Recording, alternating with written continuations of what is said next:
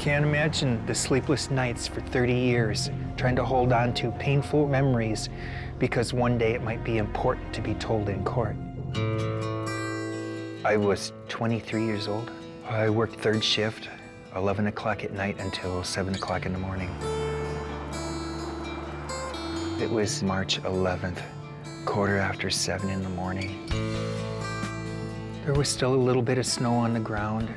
As I stepped on the porch, Clyde was usually happy to jump all over me, but he cowered from me, and I thought, well, that was unusual. And I put the key in the door, and once I unlocked the door, then he was jumping all over me like, oh, thank God you're here. And I didn't think much of it at the time until I opened up the door.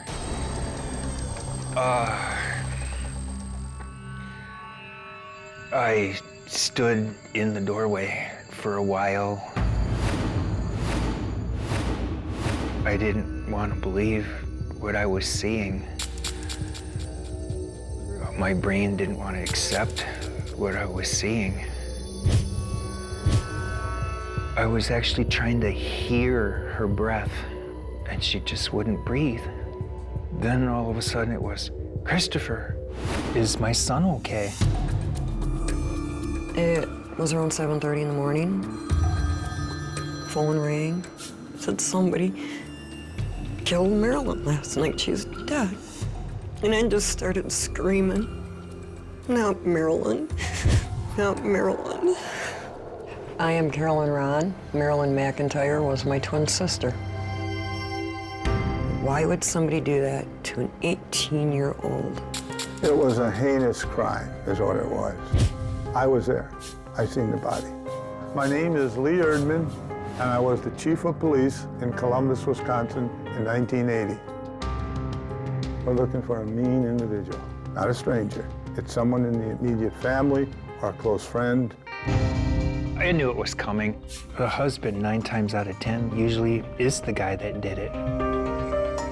I just automatically thought Lane. I'm Brenda Daniels, Marilyn's older sister. Brenda and I did not agree from day one who committed the crime. I couldn't tell you how many trips we made to Columbus Police Department. Same runaround. We'll get back to you. There's nothing new. We never got enough information to secure a warrant for an arrest. Somewhere along the line, Columbus dropped the ball. After 1983, this case went cold. I am Wayne Smith, I'm a lieutenant with the Columbia County Sheriff's Office. We take some personal pride in not having unsolved homicides in this county, and here we find out there is one, and not only is it unsolved, but it's, nearly 30 years old. It was like an explosion. They thought it could be solved. It's something that shouldn't have taken this long. There was only going to be one try at this. Witnesses were dying at this point.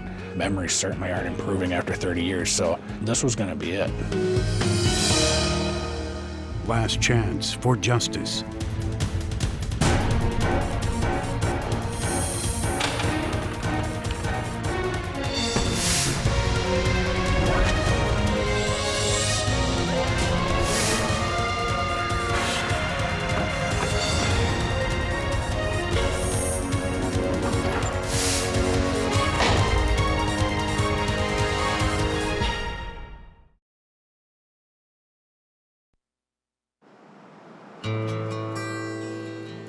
Growing up in a small town, everybody knows everybody. It's been difficult, not knowing exactly what happened. Growing up in Columbus, Wisconsin, 31-year-old Christopher McIntyre thought he had an idyllic small-town childhood. For the most part, I was happy and a normal kid growing up, just like everybody else. Until the day when he learned an awful truth. I guess I was about 9 or 10. That's when my father decided to let me know. The woman I thought was my mother, I found out was not my real mother. He told me, you'll never meet your real mom. She's gone. Chris was only 3 months old and asleep in his crib when his mother, Marilyn, was murdered in 1980. His father, Lane, had struggled for years to find the right time to tell him. I was waiting for him to get a little older. That had to be really tough to hear. confusing and tough, yes. She never got to hear Christopher call her mom. So much was taken away from her. Carolyn Ron is Marilyn McIntyre's identical twin. Her world was torn apart when her sister was brutally murdered nearly 3 decades ago. It was hell. I turned to alcohol. My marriage failed. I wasn't there for my children. I think she feels like when Marilyn died, a big part of her died. Carolyn's daughter, Tara Doucette, was born less than a year after Marilyn's death. My first memories are seeing my mom crying on the phone about Marilyn. As Tara grew up, she witnessed her mother's constant efforts to convince the Columbus Police Department to reopen Marilyn's case. I couldn't tell you how many detectives we went through. We didn't know where else to turn, where to go. In 2007, 27 years after Marilyn's murder, Tara decided to take matters into her own hands. She made a phone call that would prove to be fateful. Ironically, she called the wrong number. I thought I was calling the Columbus Police Department, and instead it was the number to the Columbia County Sheriff's Department. I had never heard that there was an unsolved homicide within the county. It wasn't in our record system. After reviewing the case, Detective Lieutenant Wayne Smith made a crucial decision. The Sheriff's Department would reopen the investigation. You could tell right away that they cared. They seemed shocked that it had went on this long. That's right into the living room where she was found. As Smith and county detectives began digging into the old case files from 1980, their first question was simple. Who was Marilyn McIntyre? She was my best friend. Marilyn and Carolyn Ron were born on November 14, 1961. Only 5 years later, tragedy struck. Our real mother was killed in a car accident in 1966. The twins, along with older siblings Brenda and Dean, were soon living with their father and an abusive stepmother. It was physically abusive, mentally, verbally abusive. And it was mainly on Marilyn and I. And at the age of 13, we finally moved into foster care. At age 16, Marilyn was looking for stability in her life, something she found in 21-year-old Lane McIntyre. I was just enamored with Marilyn right away. It was instant. She's so pretty. I was like, just control yourself, you know? It was love at first sight. I wanted to take care of her, be there for her. But while Carolyn approved of the relationship, Marilyn's older sister Brenda was wary. I just didn't think he was good enough for Marilyn. She had a rough life growing up. Was this guy gonna make it any easier? No. Despite Brenda's concerns, the couple married on January 19, 1979, when Marilyn was just 17 years old. It was a small party, maybe only a dozen people, but it was one of the happiest days of my life. Soon, Lane and Marilyn added a new member to the family when Christopher was born in December of that year. That coming summer was going to be the best summer of our lives, being husband and wife with a brand new baby.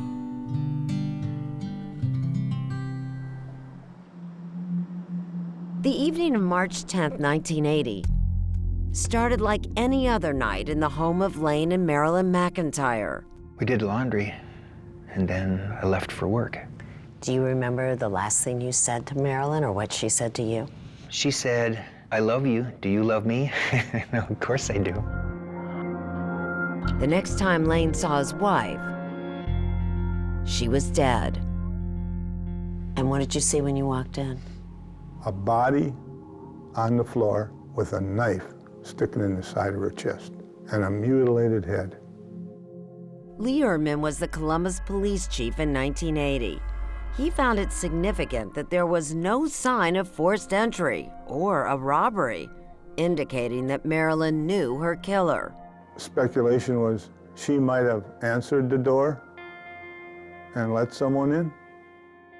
Betty Klentz, who lived in the apartment above the McIntyres, learned about Marilyn's death from Lane himself. It was about 5, 10 after 7. somebody pounded on our door downstairs. It was Lane. And he said, "Did you hear anything last night?" He said, "I just found my wife murdered." By the time Chief Erdman knocked on her door, Betty remembered that she did hear something unusual in the middle of the night. About 3:15 in the morning, I woke up and the dog was just barking up a storm, and it was like he was pulling on something. Whose dog? Lane and Marilyn's. And was it unusual? Well, I'd never heard him bark before like that. Based on Betty's statement, police believe the murder occurred around 3:15 in the morning, a time when Marilyn's husband said he was at work. I never left. Lane did, however, give police their first big lead. When they asked you who might be a suspect, you gave the name Kurt Forbes. I did? Yeah. I don't remember. I probably did. Did you consider Kurt Forbes one of your best friends? At that time, yes. At that time, I didn't know what he was capable of.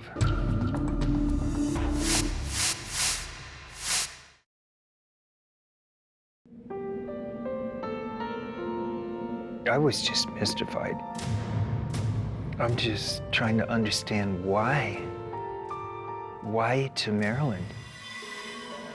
As police were running down Lane McIntyre's apparent alibi for the night his wife Marilyn died, he was offering them another suspect, one of his best friends, Curtis Forbes. Why would Kurt Forbes kill your wife? I believe that Kurt Forbes had a crush on Marilyn, and his girlfriend just left him, and he was on the prowl that night.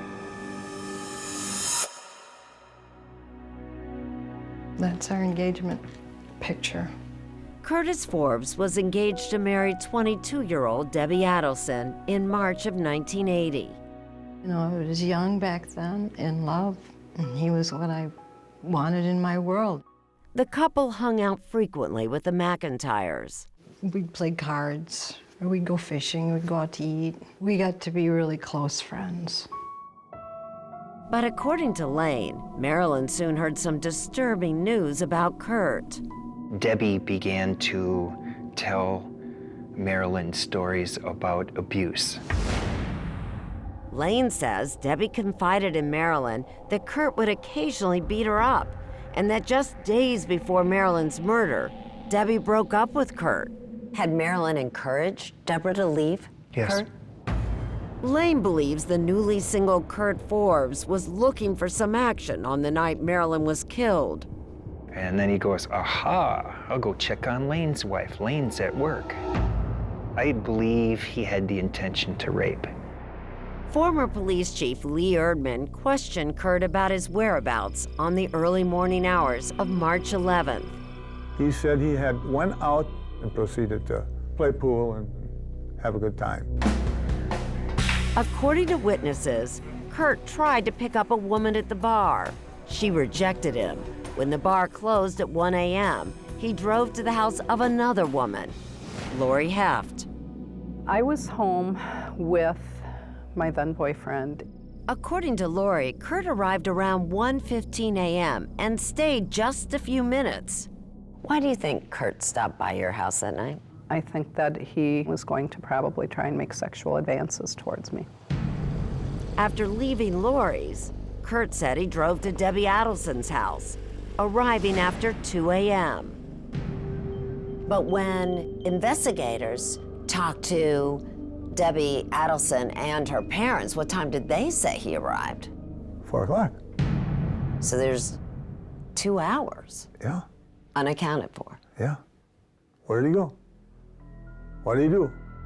And then, just one day after he was grilled by police, Kurt Forbes skipped town. Innocent people don't run. Kurt Forbes ran. Kurt soon sent letters to Lane and Debbie. Dear Lane, I don't know how to express my sympathy for you at this time. I don't want to go to jail for something I didn't do. There's too much circumstantial evidence against me, so I have to go. But what was the circumstantial evidence against him that he's talking about? What people were saying, that he was violent. Debbie initially told police that Kurt had arrived at her parents' house at 4 a.m. on the night of Marilyn's murder, but later said she might have been mistaken. It was either 10 after 4 or 20 after 2. I just saw the two hands. The circumstantial case against Kurt seemed to be weak, and police soon learned that none of the physical evidence taken at the crime scene could be linked to him either. After 2 months on the lam, Kurt returned to the Columbus area, and just 5 months later, he and Debbie Adelson were married. Did you have any questions about marrying him? None. But you knew other people were talking about him. I think that back then it was more, they were talking about Lane. And in fact, around Columbus, suspicion had begun to shift away from Kurt and back towards Marilyn's husband. I thought maybe Lane did it. Betty Klentz had always felt uncomfortable about her neighbor's calm demeanor when he came to her door the morning of the murder. If I was him and it was my wife, I probably would have started in like this. You know, my God, I just came home from work and I found my wife murdered. But no, he just said it in a nice, calm voice. Betty told the police about frequent fights that she heard between Marilyn and Lane. Neighbors say that you guys would argue. That's their speculation. The McIntyre family, we were boisterous. We talk loud in our house. And Marilyn's older sister Brenda, who had never liked Lane, believed he had a motive for killing his wife. Lane looked at me and he goes, Brenda, guess what I did? Because I took out a life insurance policy for Marilyn. It turns out Lane had purchased a $10,000 life insurance policy for Marilyn less than a week before her murder. 3 days later, she's dead. I was mortified. And that wasn't all. Within months of Marilyn's death, Lane was dating, and he soon remarried. He was just getting on with his life, like it was nothing. I'm a young man. I've got a 3-month-old baby. I needed another woman in my life. Although there was suspicious circumstantial evidence against both Lane and Kurt, the police did not arrest either man. Instead, their investigation mysteriously ground to a halt. 4 years go by, 5 years go by. Our thoughts that it would never be solved. For Lane, each passing year brought increased scrutiny. My own son was taught to think I did it. Things started to go sour between me and my father. Did you ever just say, Dad, did you have anything to do with this? I did not. It'd be such a hard question to ask. Dad, did you have something to do with killing Mom? At age 15, the tension between father and son reached a boiling point, and Christopher moved out of the house. I lost Mother, and now I feel like I lost Father. The toll on Marilyn's family would continue to grow. You know, we've grown up in broken homes our whole life because they didn't know how to carry on after Marilyn died. Years would turn into decades, and still no answers. Until that fateful call. When I took a look at this case, my question was, why didn't he get arrested in 1980?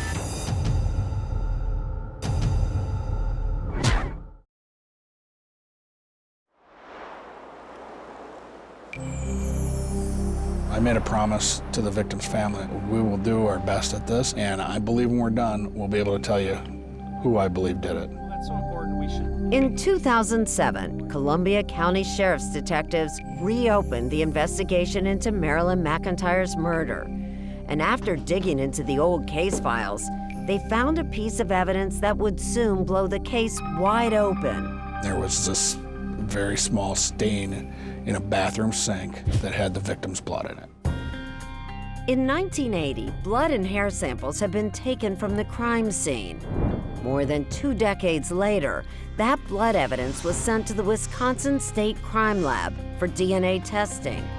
When the report came back on that, there was possibly 2 other contributors. However, one of those contributors was not Lane McIntyre. He was 100% excluded from that. And is there any of the suspects a possible contributor? There is. When the lab compared DNA from a sample of Kurt Forbes' hair to the stain in the sink, He was listed as a possible contributor in that stain. but Wayne Smith knew there were limits to this DNA evidence.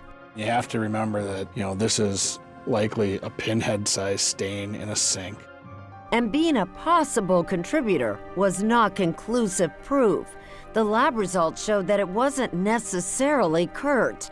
The DNA could also come from 1 out of every 98 people. But it wasn't her husband. But it wasn't her husband, and it wasn't any single other person that had ever been mentioned as a suspect or had been in that house, because we tested them. So Smith and county investigators focused their attention on Kurt Forbes and began to re-interview everyone connected to the crime.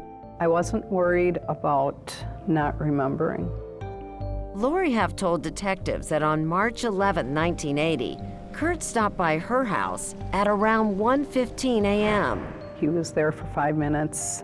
She also recalled a conversation she had just weeks later with Kurt's girlfriend, Debbie Adelson. She said, well, he showed up at my place around 4 o'clock with blood on his shirt and wanted me to take care of it. I don't even know her. Debbie, who was still married to Kurt Forbes in 2007, remembers that time very differently. She says there never was a shirt with blood. So if Lori says that you talked about the fact that there was blood on a shirt, she's not telling the truth? How can it be? And in fact, when Lori gave police a statement back in 1981, she never mentioned a bloody shirt. Why wouldn't you tell the police that she also mentioned blood? I assumed that Deborah had brought that up. Detectives heard other rumors. Family and friends of the Adelsons said that Debbie's mom talked about washing Kurt's bloody clothes that night. We would love to have talked to her parents, because I believe that they had really good information. But unfortunately, Debbie's parents were no longer alive. None of the statements could be verified. For some reason, this family wasn't interviewed about Kurt's arrival at their home. And that's a critical piece of evidence. Detectives spent 2 years sorting through the evidence and interviewing more than 60 witnesses. It got to the point where Kurt was the only one left to talk to at this point. Finally, on March 24, 2009, 29 years after Marilyn's murder, Kurt Forbes was served with a search warrant and brought in for questioning. Before you sit down, what I'd like to do, I guess, is go back to March 10th, 1980, that night. He was at the town tab for a little while, and then I left there. When asked what time he arrived at the Adelsons' house, Kurt remained consistent. It was around 2 o'clock. So she had told us that you got there at a little bit after 4, and she looked at the clock. That would be inaccurate, or it was wrong. After nearly an hour of questioning, Wayne Smith tells Kurt that his DNA was found mixed with Marilyn's blood in the bathroom sink. How do you explain that your DNA is in her blood? I wouldn't know what you're talking about. My DNA is in her blood. Wow. As Kurt's interrogation stretched on, 2 other detectives visited his wife at home. I was in shock. I didn't know what was going on. She agreed to answer their questions, but didn't realize the interview was being recorded. I know you know that we've reopened this case. She was asked about Kurt's rumored bloody shirt. Did it have blood on it? I don't remember that, no. I can't say. You can't say or you can't remember? I can't remember. As detectives continued to push Debbie about the bloody shirt, her answers began to change. You showed up at the house with bloody clothes and your mom washed them. I know you know that. Yeah, but I just don't remember it right now. But you just said yeah. Finally, after more than 4 hours of questioning, Debbie's memory of that night seemed to return. He had a white shirt on underneath the blue sweater, and I saw blood in there. You did. Now I remember that. I know I asked about the blood, and he told me some bull, and I can't remember what he told me. And I believed it. Couldn't stand up. Hours later, armed with Debbie's damning new information, detectives arrested Kurt Forbes for the murder of Marilyn McIntyre. I knew 100% Kurt Forbes was the one that was responsible for this murder. But making that case to a jury was about to get much tougher after a judge ruled that the crucial DNA evidence that seemed to place Kurt Forbes at the crime scene would not be allowed at trial. It was devastating, and I thought there was a greater chance that he'd get away with it.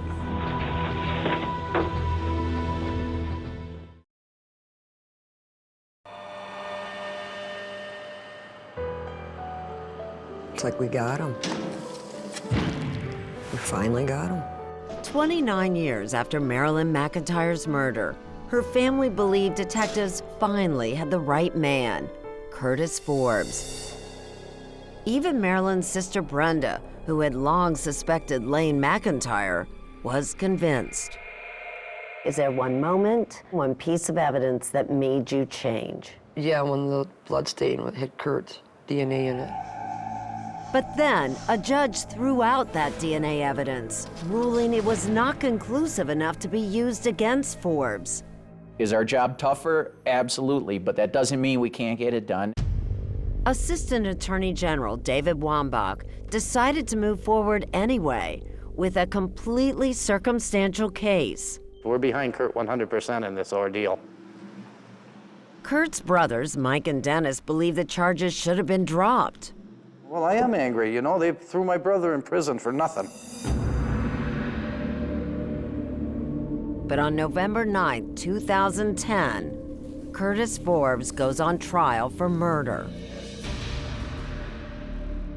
It begins with a dispute over when Marilyn died, an important issue since Lane McIntyre has an alibi for the hours between 11 p.m. and 7 a.m., while Kurt Forbes' whereabouts are in question. So what time do you believe that Marilyn McIntyre was murdered? I believe that it's sometime very close to 3:15, and that's why Clyde the dog is acting up the way he is. That information came from the McIntyre's upstairs neighbor, Betty Clentz. I had to get up around, between 3 and 3:30 because the dog was having such a fuss outside.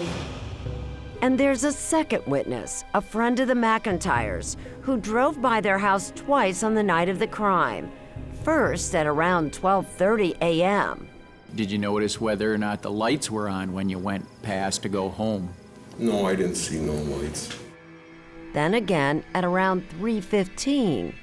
At that time, I noticed the porch light was on and the dog was tied outside. That evidence, says the prosecutor, proves that Marilyn had to be alive between midnight and 3:15 a.m. on March 11th to turn on the light and let the dog out. A cat can go in the litter box. The dog, you gotta let him out. But the defense says Marilyn died earlier, before Lane went to work. They point to the testimony of the McIntyre's other neighbor. She lived next door to Lane and Marilyn and heard a noise coming from their apartment at 10 p.m. on March 10th. We went to bed and we could hear voices, like they were maybe arguing or something. But that was all the neighbor heard, and Wambach reminds the jury that Marilyn had a 3-month-old baby who needed to be fed every few hours. You're saying somebody would have heard that baby crying? Exactly. And we knew that none of the neighbors had heard any crying. Wambach now moves on to the next important point in the timeline. What time did Kurt Forbes arrive at Debbie Adelson's home that night? At 2 a.m. or 4 a.m.? If he actually got there at 2 o'clock, then it doesn't look like he's the one to have committed the murder. Because Debbie says she could no longer be sure when Kurt turned up, the prosecutor calls witnesses who spoke to Debbie back in 1980 about Kurt's arrival. What time did Debbie say Kurt showed up at her parents'? I believe it was around 4 o'clock in the morning. She said it was at 4 o'clock. About 4 o'clock in the morning? For Kurt Forbes, The case hangs on this one question. Where was Kurt from 1:30 in the morning till 4 in the morning? I have no idea. We never asked him. With his case winding down, Wambach knew that his most crucial witness was also the most unpredictable. I didn't ask for any of this. On the day of Kurt's arrest in 2009, Debbie Forbes told detectives that she had seen blood on Kurt's shirt on the night of the murder. But on the stand, Debbie now denies she saw anything. Did you see anything on his clothing that you took notice of? No. You did tell them that Kurt had blood on his shirt that night. I don't remember saying that, and I know I didn't see it. And how they got me to say that, they could have gotten me to say anything at that point. Did Kurt show up with blood on his shirt? The prosecutor has one final piece of evidence he believes provides the answer. Debbie, what's going on? A prison phone call between Kurt and Debbie Forbes recorded just 2 days after Kurt's arrest. The facts are, Deborah, I did not murder Marilyn McIntyre. Then where did the bloody shirt come from?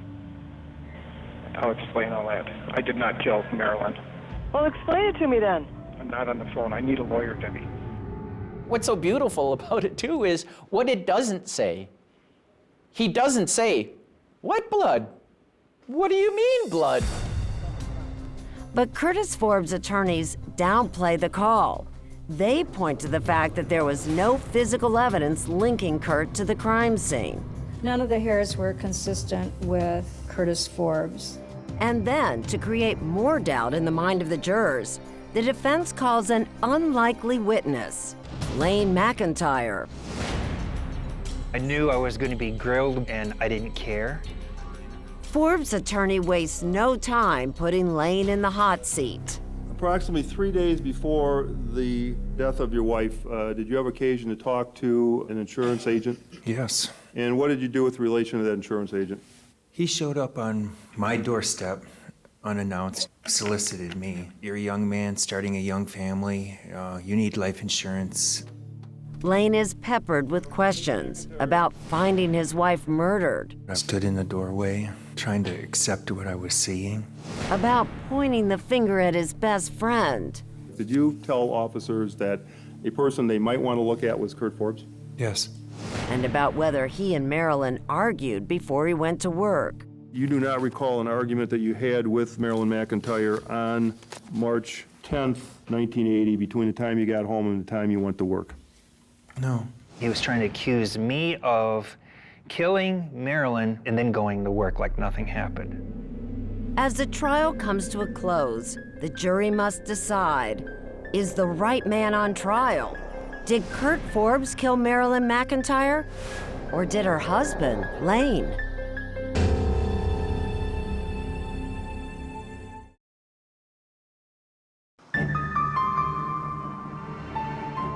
Hopefully, Marilyn gets the justice that she deserves. On November 15, 2010, after 6 days of testimony and more than 45 witnesses, the fate of Curtis Forbes is in the hands of the jury. We thought it was going to be an all-night thing and we'd be back in the morning. Instead, the jury is out just 2.5 hours. Thinking this can't be good. The families of Kurt Forbes and Marilyn McIntyre We got a verdict. scramble back into the courtroom for the verdict. It was probably the scariest point in my life. Everything at that point is resting in that moment for the judge to read the verdict. We, the jury, find the defendant, Curtis E. Forbes, guilty of first-degree murder. It was just like, Dated this 15th day of Wow. November 2010. We just went nuts. all this pain that I had to carry, this baggage, I could finally let go of. For Marilyn's family, it's the end of 3 decades of pent-up anguish. Justice for Marilyn, finally. Finally over. Oh, my God. It's finally over. But on the other side of the courtroom, where the Forbes family sits, He is innocent. It was just unreal. devastation. They found a guy guilty of murder, going to put him in jail for life, and only deliberated it 2 hours on circumstantial evidence? Get that out of my face. It was a quick verdict, in part, says prosecutor David Wambach, because the jury believed there had been a bloody shirt. If you can convince them to say, I have no doubt that Kurt Forbes had blood on him and that was Marilyn's blood, everything else just falls in behind that. There was never any blood. But even today, Debbie Forbes insists that she never saw blood on Kurt that night. When you, though, called Kurt on the phone, you asked him. Then where'd the bloody shirt come from? I'll explain all that. Yeah, I wanted to know about this bloody shirt everybody was talking about. I hadn't seen one. Do you believe that Deborah Forbes lied on the stand? Well, yes, she committed perjury. I don't think that the jury found much of anything that she said or did to be believable. But Debbie now no longer seems willing to protect the man she married 30 years ago. Do you think you know the truth now? It's in there. Just have to accept it. It sounds like, Debbie, you do believe your husband killed Marilyn McIntyre.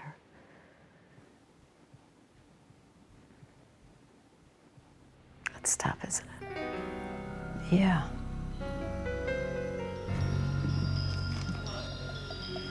Three months after the verdict, Kurt Forbes is sentenced to life in prison.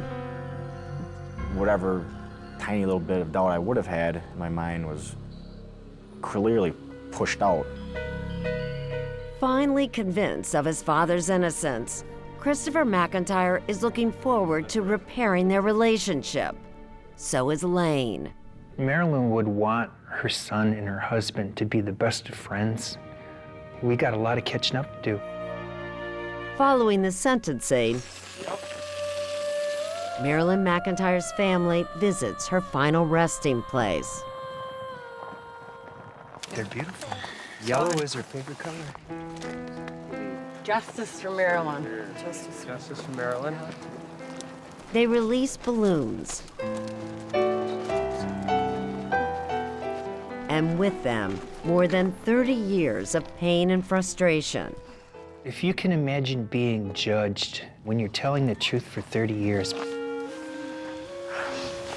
Over. and then finally, after all these years, finally, vindication. My mom can start a new life. Our family is going to start a new life now. Wayne? This family was persistent. Detective Lieutenant Smith and Assistant Attorney General Wambach are quick to acknowledge that without Marilyn's family, her murder would never have been solved. It's to their credit that they kept this case alive. If it took me till the day I died, I was never giving up. Don't ever give up. Because eventually somebody does have to listen. You are the victim's voice. She's still watching us. Marilyn would want us to have closure.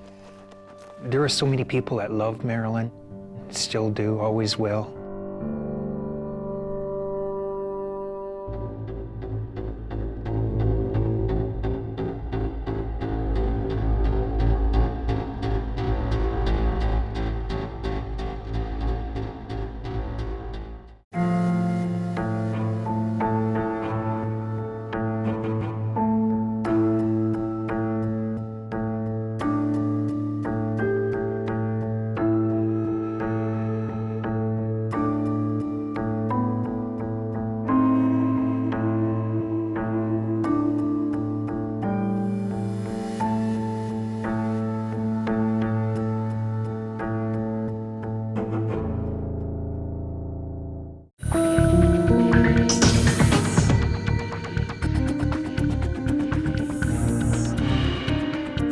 This is Cassie Herring, a mother who's lost custody of her newborn baby, sleeping outside so she can breastfeed her infant every few hours. I'm coming. But that's not where this remarkable story begins. Cassie fell in love with Billy Fox, a dad, great with kids. It's funny, nice, loving. They became a family, happy, growing. With Cameron, he was a perfect baby. Then, one Friday night, everything changed. It sounded like they hit hard. He let out a gasp of air. He just ran in. He was frightened. I tried to do rescue breathing for him. Billy and Cassie say Cameron's death was a tragic accident. But as Susan Spencer reports, that's not how the doctors see it. Somebody in that family killed this child. Billy is accused. I'm not a baby killer. Cassie swears he's innocent, and then she's forced to give up her other children. Taking a newborn baby away from its mother is a pretty drastic step. But is it all a tragic mistake? 48 Hours investigates. Prime suspect.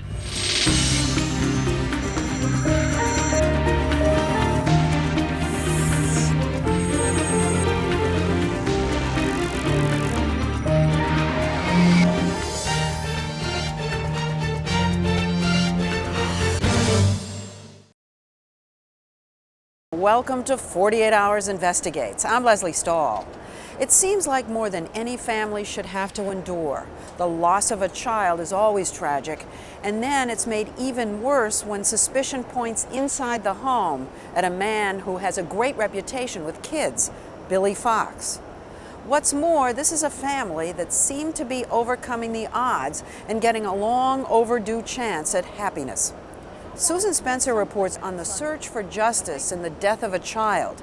But is it really a rush to judgment?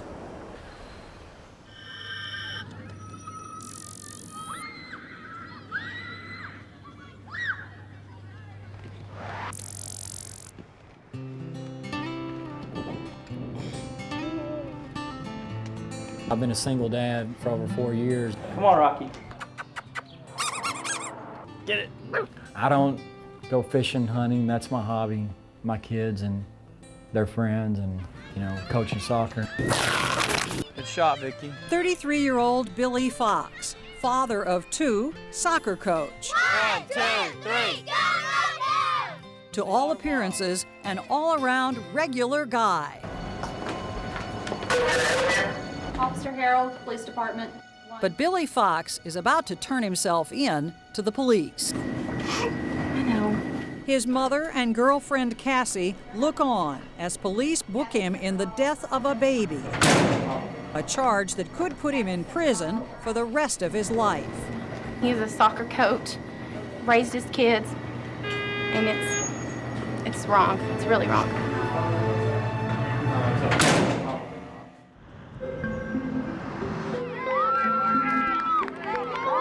Cross it!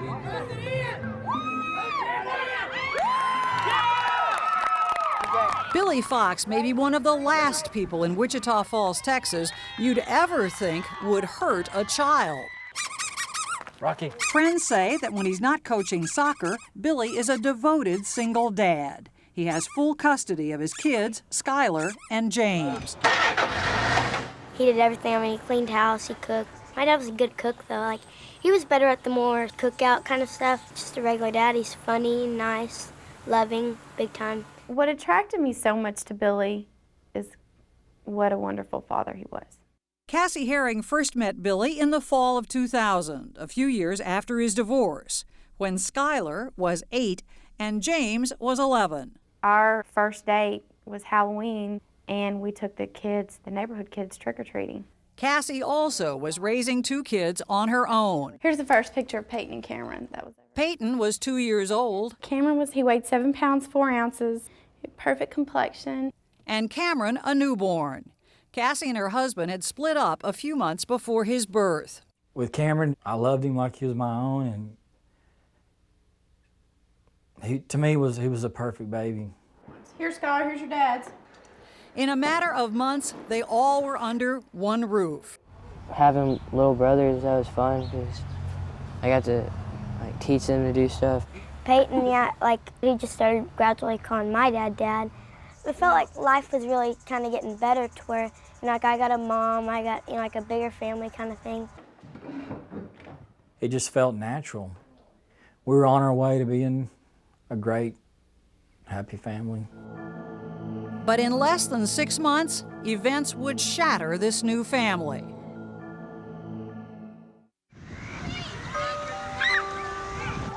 May 11th, 2001. The kids were outside playing basketball and playing in the yard. A Friday, around dinner time, an ordinary evening. 7-month-old Cameron was playing on the living room floor. When Billy's son James came inside, Billy asked him to pick up Cameron and bring him to the kitchen. I was folding clothes on the table, on our little kitchen table. And how did you trip? I tripped on my shoelaces. Cameron's head hit the kitchen floor. Concrete covered by a layer of tile. And Cassie was getting frantic because we heard them hit. It sounded like they hit hard. Fearing that Cameron was badly hurt, they rushed him to the emergency room at United Regional Health Care. When you got to the hospital, what did the doctors tell you? He treated me like I was an idiot. I mean, like there was nothing wrong with him, and I knew something was wrong. I remember his eyes rolled in the back of his head, and that really scared me. And he had some foam coming out of his mouth. X-rays showed no skull fractures, and doctors told Cassie her son would be fine, but to bring him back if his condition worsened. Were you satisfied when you left the hospital that it was going to be okay? I felt uneasy, but I believed the doctor. I felt reassured by the doctor. But the next day, Billy and Cassie both say Cameron just wasn't himself. On Saturday, we went to the Y thinking that he would want to swim and, you know, would be happy in the water because he loved the water. And it was like he didn't even, you know, he didn't even want to do anything. It's like he doesn't even know who we are, like he has amnesia. Did you think about going back to the doctor? I just trusted what the doctor said. I went with the understanding that he said he's going to be a little groggy. One day later, Sunday, around 5 o'clock, Cassie and Skylar decided to go shopping. When they left, Billy and Peyton were on the couch watching cartoons. Cameron was asleep in his crib. Cameron woke up, so I went back there and got Cameron out of his crib, made Cameron a bottle, and tried to feed it to him. And then, says Billy, within seconds, Cameron began to have a seizure. He took about 2 sips, and his hand started twitching, and he let out a gasp of air like he was choking. And so I just immediately picked him up. Billy rushed the baby to a neighbor, a nurse who lived right down the street. Why didn't you call 911? Because he wasn't breathing. And I knew that I had a registered nurse 4 houses down. He just ran in. He was frightened.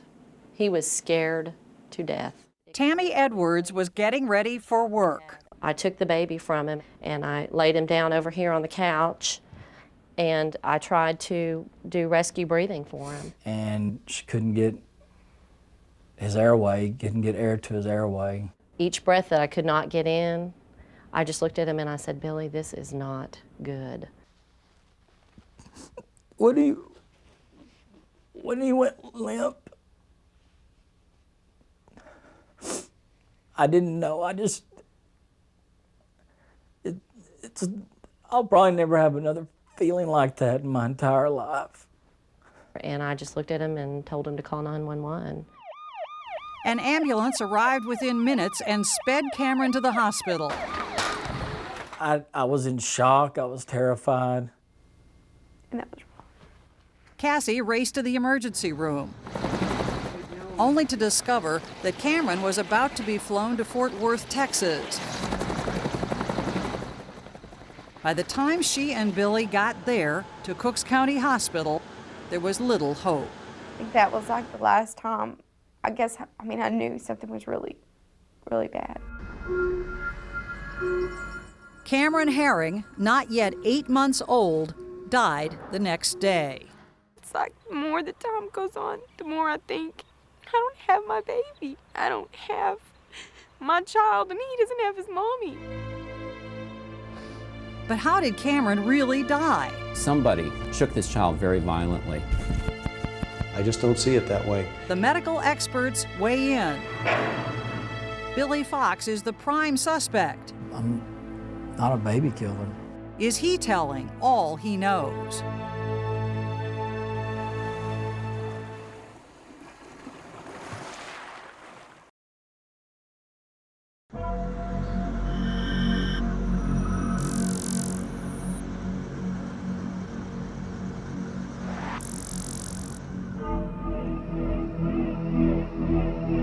I mean, I remember sitting in the emergency room and everything collapsed. Cassie Herring is sure her son's death is a result of a fall Friday night when his head struck the kitchen floor. I mean, I remember I kept telling everybody, you just don't understand. It's from Friday night. It's from Friday night. No, it's not an accidental sort of thing. It's, I'm angry, I'm shaking. But neurologist Jeffrey McLaughlin and several other doctors who examined Cameron are convinced that the baby's fatal injury had nothing to do with his fall on Friday. Having been dropped 2 days before doesn't give you the picture that we saw that morning in the intensive care unit. They kept telling us somebody did this, somebody did something to him, and we kept saying, you don't understand, you know, he hit his head Friday night.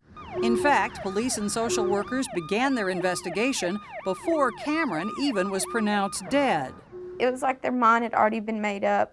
No matter what she told the hospital doctors, Cassie says, they insisted Cameron's death was no accident. Medical examiner Dr. Mark Krause agrees. Somebody in that family killed this child. To me, the evidence is clear and convincing. After completing his autopsy on 7-month-old Cameron, Krause thinks he can pinpoint how and when Cameron died. He died from a blunt head injury that was inflicted on the early Sunday afternoon. Whoever was around him at the moment he became unconscious is the person you should be looking at. And who was the last person with Cameron on Sunday before his fatal seizure? Anyone that knows me knows I would never hurt a child. Billy Fox. In December of 2001, Billy Fox was charged with injury to a child. Maximum sentence, life in prison. What they're going on is an autopsy report that labels this as a homicide. All right, fine. Billy hired defense lawyer Bob Estrada. Do you want to just come on down? Yeah. It's already been a hard, grueling road for them.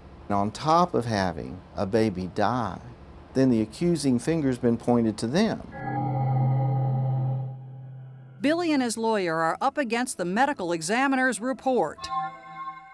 A damning document. An injury to the part of the brain that you describe causes Immediate unconsciousness, no regaining of consciousness. The person. Dr. Krause says Cameron's brain injury was so severe, the baby would have been unconscious just seconds after it occurred. instantly. Yes, ma'am. Not Instantly. 10 minutes, not 15 minutes? No. Therefore, says Dr. Krause, that brain injury could not have happened on Friday because Cameron never would have survived for 2 more days. If that part of your brain is injured, you are not walking, you're not talking. And, I mean, you say someone did this. What do you think someone did? Most likely propelled the child into a relatively soft surface of padded flooring, couch cushion, mattress, kind of over the shoulder motion, like the guys do spiking a football or a slam dunk. I didn't do it. You had nothing to do with this child's death? I love Cameron with all my heart. Not even something that was a freak accident, a sudden outburst of temper, whatever? Nope. Absolutely nothing. It's just as you described. Bob Estrada believes completely in his client, It's the last guy in the world that you would figure would do anything like this. insisting that Billy Fox is just not capable of hurting a baby. Why do you strongly believe these people? Well, for one thing, I mean, I've gotten to know them over a period of time. Come on, James. Come on, Skylar. You know, I see how they react with their own children. See y'all tomorrow. I see how Billy is. And Estrada has found his own experts who look at the same medical records and believe Billy's story. The injuries that this little boy received are entirely consistent with and directly attributable to the fall that he had 2 days earlier.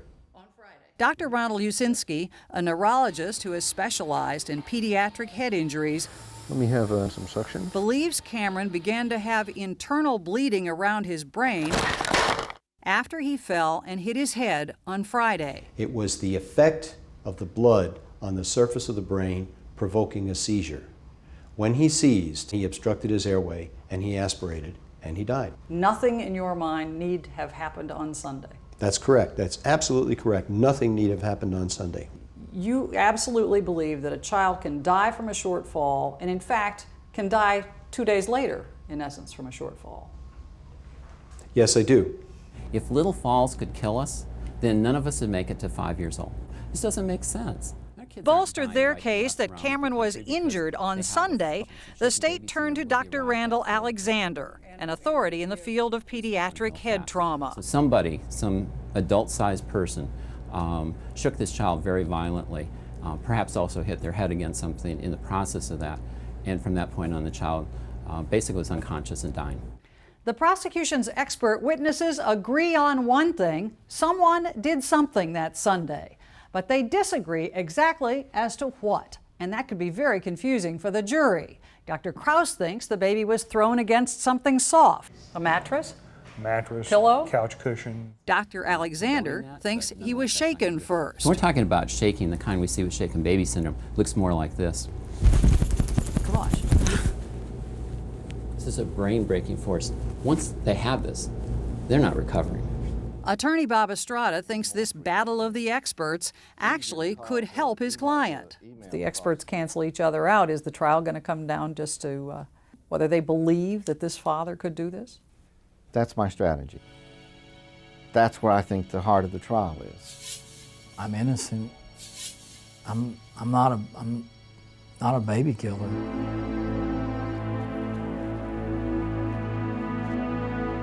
You feel so empty you don't want to go on, but yet you have to go on for your other kids. Thinking of, like, you're going to lose your dad kind of thing, it's not really a good feeling. And then, I mean, you've already lost one thing and they're going to take another one away.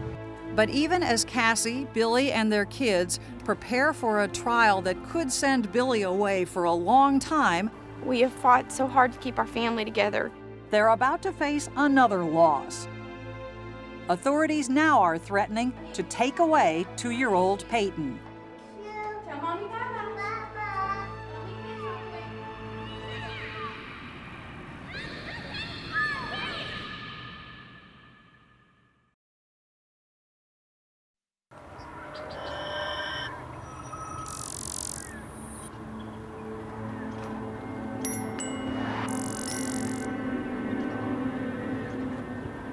It's like, I don't even know how to explain it. It's like a big piece of you is missing, and it'll never come back. Cassie Herring has said goodbye to her infant son, Cameron. I never doubted Billy at all, even the day they told me that my son was brain dead and that they felt like Billy was responsible. I knew he was innocent. But it's quickly apparent that her belief in Billy Fox's innocence will come at a high price. This is Peyton and Karen's favorite toys. They played with it a lot, and they used to fight over it. A court takes away her other son, 2-year-old Peyton, contending he could be at risk in the Fox household. I've got him, and I know he's in safe hands. You know, I know he is. Peyton will live with Patrick Herring, father to both Peyton and Cameron, even though he hasn't seen much of Peyton in the year since his bitter split from Cassie. I was scared to death for Peyton. You know, Cameron's death wasn't an accident. So therefore, I do know that something was wrong and something went wrong in that house. I feel we have done nothing wrong to have Peyton taken away from me. Cassie vows to fight for her son. So we'll put this before the judge and let him make a decision on it. And hires a custody attorney, Deanne Smith, to help her. I'm going to go in front of the judge and I'm going to tell the judge, I want my son back. I want my son back. I am not going home without my son. From this whole thing, you are guilty until proven innocent. But Billy, facing charges in the death of a baby, You want to be with your family as much as you can be. isn't allowed to see Peyton until his criminal trial is resolved. My sole purpose is to raise my children and take care of them. And Cassie, who is facing no charges, is allowed only a few hours a week with her son. Oh, you got blue stuff on. Give me a kiss. I missed you. And those visits here in this community center must be supervised. What do you see out there? All the windows have bars on them. The door's locked. There's a video camera up there to make sure I don't try to snatch him or anything. But pretty much as long as you get to visit with your kids, it's all that matters. I'll see you next time. Give me a kiss. Bye, Peyton. I love you.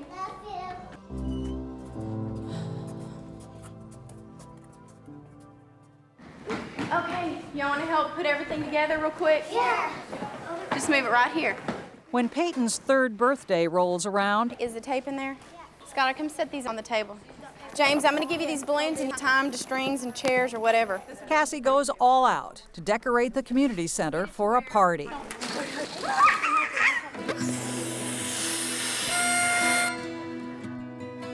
Doesn't he look cute?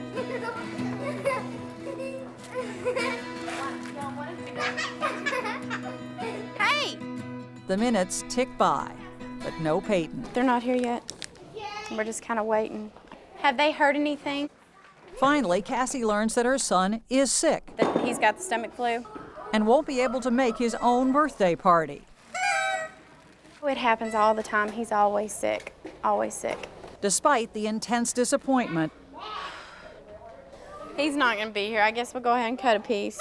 Cassie insists this party is not canceled, We'll have his party even if it's 2 months from now. only postponed. Y'all ready? You ready, James? You ready, Grandma?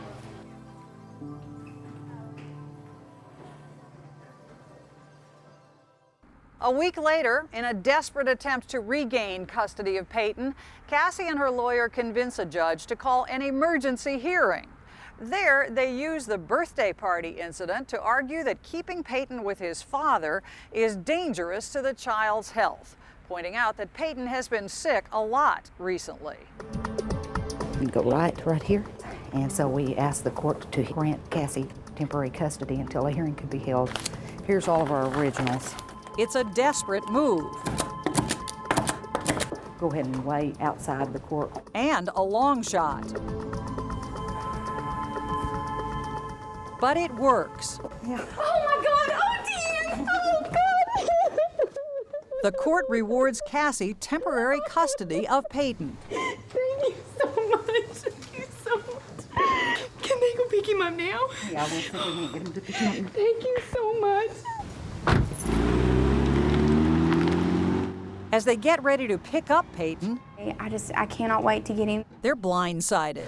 We got a call from Sheriff Callahan, and Judge Purcell has rescinded this.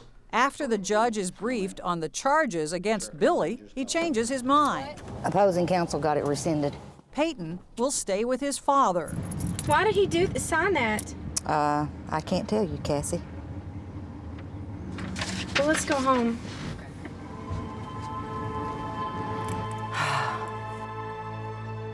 I felt like Peyton was ripped away from me, and I'm going to fight till the day I die for my son. As Cassie vows to keep her blended family together, Billy and attorney Bob Estrada prepare for trial. You're charged with injury to a child. The stakes can potentially be very high. Both well aware that a life sentence hangs over Billy's head. Anyone that knows me knows I would never hurt a child. But others in the community do have doubts.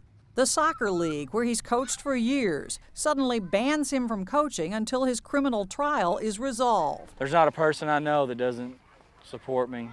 The news prompts an outpouring of support from parents, friends, and teachers. He's wonderful with my children. You all right? You're not drinking enough water. I've never seen anybody love kids like he did. That was a good shot.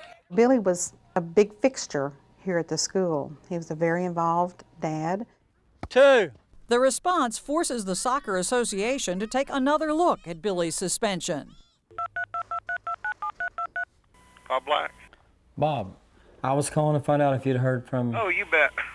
It's the decision of the committee that your coaching privileges are restored. Okay, well, I appreciate it. Billy is reinstated. So I get to go to practice today and, go back to what I like doing the most, so I'm really happy. But Billy knows it's a small victory in a bigger battle. When do we quit?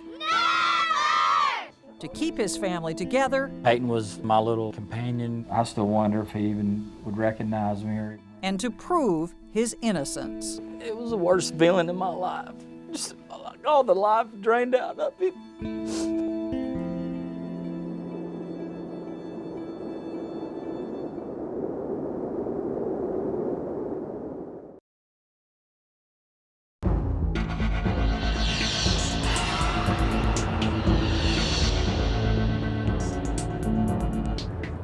Less than a year after Billy Fox and Cassie Herring brought their families together, Billy faces a possible life sentence for the death of Cassie's infant son, Cameron. But Cassie isn't wavering. She is convinced that Billy is innocent. Both say it was an accident caused by a very hard fall at home. But several doctors are certain that Cameron was in fact murdered. Because of that, Cassie has lost custody of her other son, Peyton. But now, even as Billy Fox prepares to defend himself at trial, a dramatic new series of events is about to unfold for Billy and Cassie and for their family. Here again is Susan Spencer.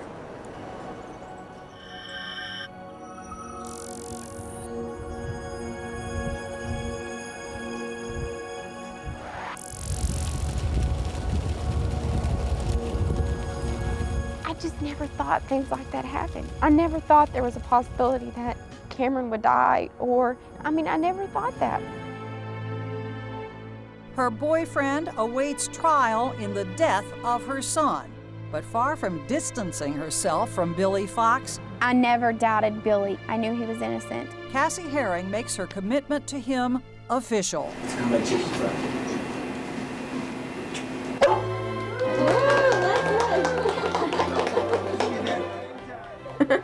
We've gotten married, I guess. Not only that, Look at all the gifts I got. It's a playpen. It's a playpen deal. but a baby is on the way. Love you. All this with Billy facing a possible life sentence. He's 7 pounds and 3 ounces. In December 2002, Oh my gosh, you look beautiful. the Fox family welcomes its newest member, Bailey. That's okay. You want to just like this?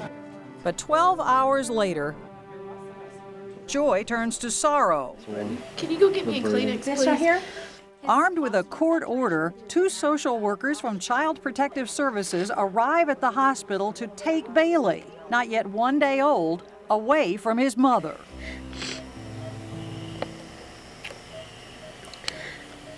The family has an hour to say goodbye. He's so pretty, isn't he?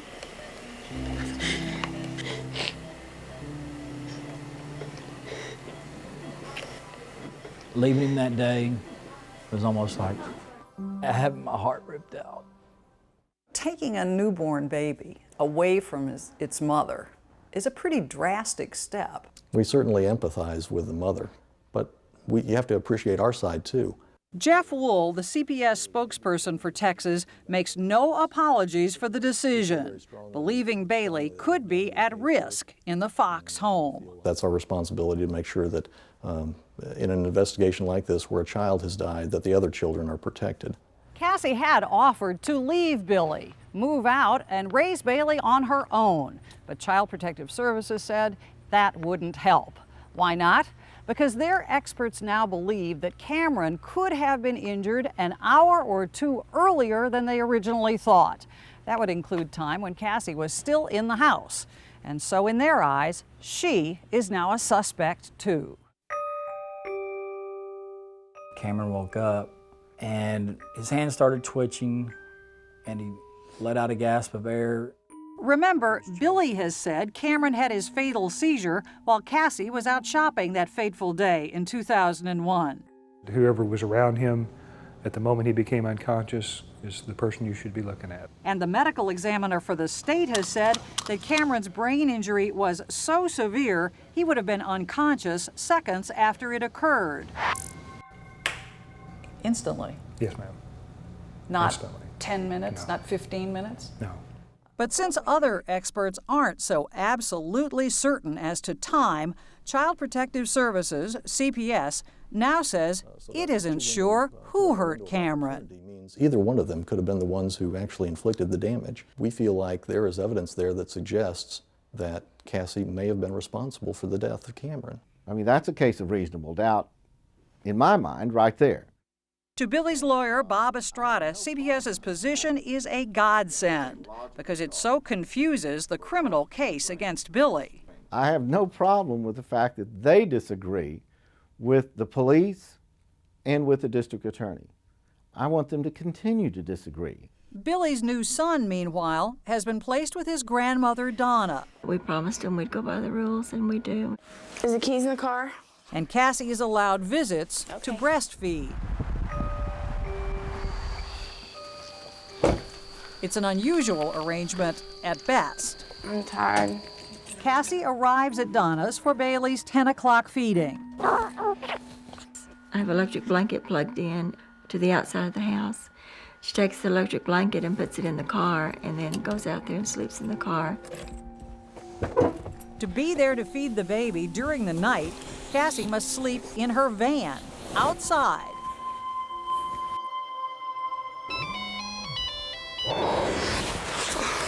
I'm coming. Hello. Hello. She comes in at 1 o'clock and feeds Bailey. Baby, are you hungry? 45-minute timed feedings. Are you ready to start taping it? That must be videotaped. Look at that belly. Cassie. Cassie, it's time to go. Then it's back out to the van for Cassie until the next feeding. Every 3 hours. Are you hungry now? All night. And sometimes it's pretty cold out there, too. On this particular evening, it is 21 degrees.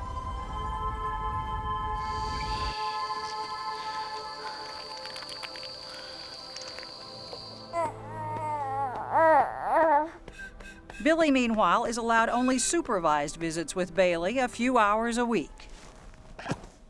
He's not the same person he used to be. Right now, he's very depressed. Is the stress getting to him? I think it is. And with Billy's upcoming trial, that's what Bob Estrada is worried about. They're going to ask you some questions that are designed to get under your skin. Estrada knows the prosecution will hammer home its argument that Billy Fox is a child killer. Could be a rough trial, could have a verdict of serious consequences. And Billy's most important witness, First of all, dress appropriately. Probably will be Billy himself. Good morning. My name is Bob Estrada, and I have the honor of representing Billy Fox before you today. With just weeks to go, Estrada stages a mini trial to see if a panel of mock jurors will buy Billy's story. Cameron was in the living room playing.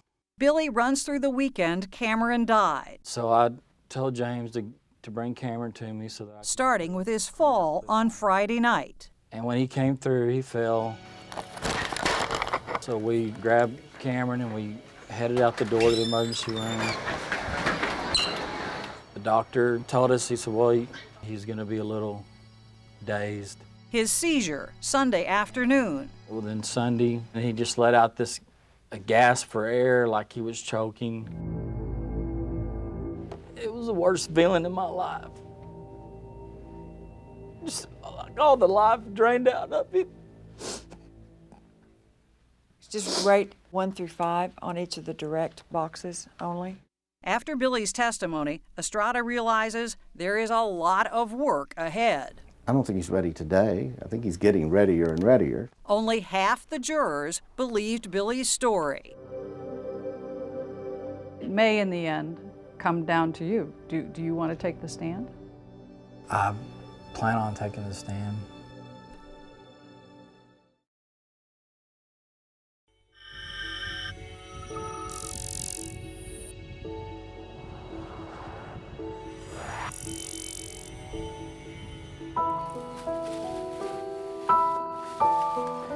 Can you do your hooks yourself, or do you need me to do it? I can do it. I spend time with my kids and my family. No, I got a fish. Catch one? Yeah. Skylar's the best fisherman, aren't you, Skylar? Mm-hmm. I will try to make some special moments between now and then. That one. You know, just in case things did go wrong, I could leave some memories. Billy Fox braces himself for his upcoming trial, now only a few weeks away. You know, he doesn't know after the trial whether he's going to go home to his family or if he's going to be in custody. The charge, injury to a child, carries a potential life sentence. But just 8 days before trial, it's a complicated case. Prosecutors, apparently worried about losing this case, unexpectedly offer Billy Fox a phenomenal deal. No jail time at all, in exchange for a plea of no contest. No contest. That is, you're not admitting guilt. That is, Billy wouldn't have to admit guilt. He'd only have to concede that given the evidence, a jury could find him guilty. You don't say you're guilty, but you might as well if you say no contest. Billy says forget it. We're not accepting the plea bargain. He is not interested in any deal. I just think it's doing what's right for Cameron. He's determined to clear his name. He's standing up and saying, I'm an innocent man and I'm not going to do anything that would make anybody think that I was anything but an innocent man, and a no contest plea is not good enough. April 17th, 2003. I will be putting my life in 12 individuals' hands. State of Texas versus Billy Fox. Billy Fox is charged with injury to a child and the death And of his late it's son. scary. Just minutes before showtime, Before proceedings were going to start, they said this is your last chance. Billy has a complete change of heart. He accepts the state's offer, 10 years probation for a plea of no contest.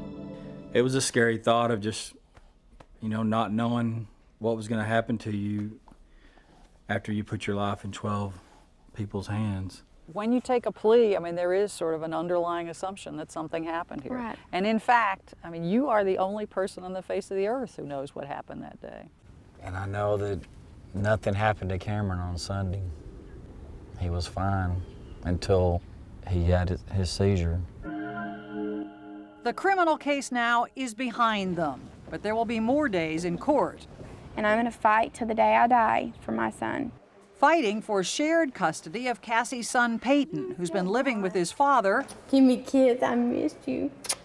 And on this day, for full custody of newborn Bailey, who's been in the care of Billy's mother. Everyone here is looking out for the best interest of Bailey Fox. Child Protective Services, which took Bailey away at birth, has done a complete about-face and now is recommending his return. Texas law basically says that we shoot for reunification whenever possible. Doubly astonishing, given that CPS still thinks one of the parents caused Cameron's death. Medical evidence indicates that either Billy or Cassie were responsible for the injuries that caused Cameron Herring's death. But the agency tells the court that despite its suspicions, it still feels it's in Bailey's best interest to be home, reunited with his parents. The judge agrees. Oh, we're ecstatic. We're just ecstatic. Yay. You ready to go home? Say bye-bye. It's kind of like bringing my newborn home, and only the case is Bailey's now 8 months old, and I don't want to miss out on any more milestones.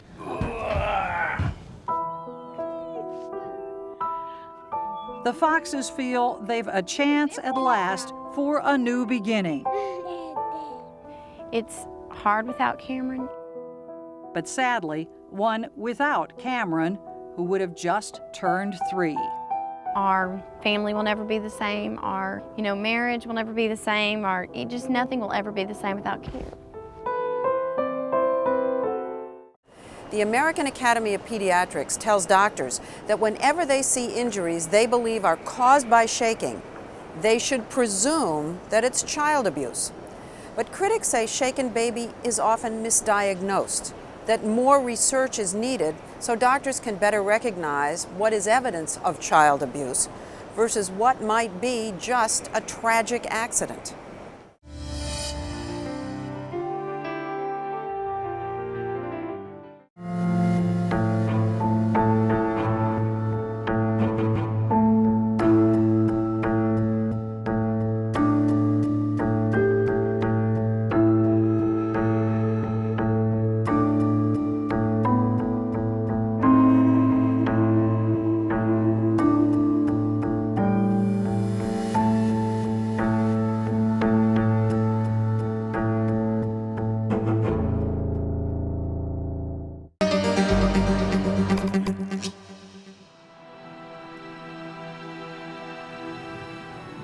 Being in the military, in law enforcement,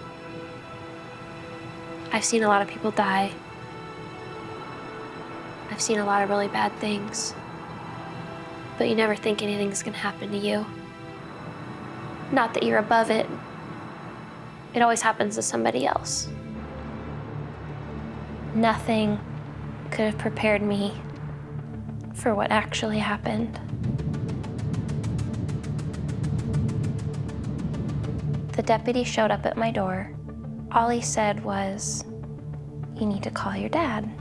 My dad started crying, and he told me that there had been a fire at my mom's house. The only people living in the house was my mom, Vicki, her boyfriend, John, and my little sister, Becky. We're still waiting for positive identification on 3 bodies found at a burned-out home in Pinion Pines. We knew right away that everyone was dead. Maybe my mom fell asleep with a cigarette or a gas leak. But what happened was much, much worse. I learned that Becky was found in a wheelbarrow. Apparently she had been placed in this and set on fire. My baby sister was gone. This was the front of the house, and the wheelbarrow was found here. We know that it was brought to this spot because there were tracks rolled out that way. Why bring her body towards the front of the house? We think it was to pose her, and they wanted to leave some kind of symbol, make it as personal as possible. That's hate. She was obviously the target. When I heard the wheelbarrow situation, that's when I knew it was him. Waiting for my precious boyfriend. Say hi, Robert. Hi, guys. Because he had threatened to kill her. A lot of the evidence pointed toward Robert Pape and Christian Smith. Robert Pape was Becky's ex-boyfriend. Christian Smith was Robert Pape's best friend. 7 years. 7 years went by before anything happened. Yesterday, police arrested 25-year-old Kristen Smith and Becky Friedley's ex-boyfriend, Robert Pape. We know Robert, and anyone who knows him knows how ridiculous the accusations are. My son, Christian, saves lives. He saved lives in Afghanistan. He doesn't take lives. There's no way. It's all very obvious that there's no way. Robert Pape and Kristen Smith are accused of 3 counts of murder.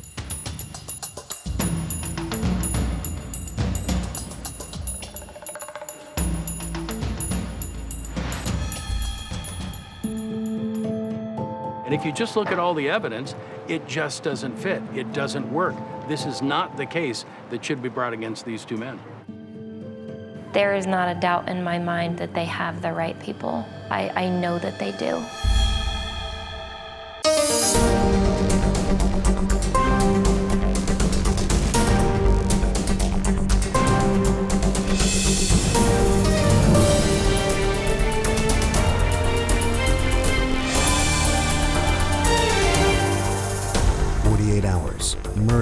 Pinion Pines. It was a vicious triple homicide, but there were almost no clues left behind. That's because a fire consumed the crime scene, destroying vital evidence. With the investigation hampered from the start, it would take nearly 12 long years to bring this case to trial and to its emotional conclusion. Troy Roberts brings us the murder in Pinion Pines.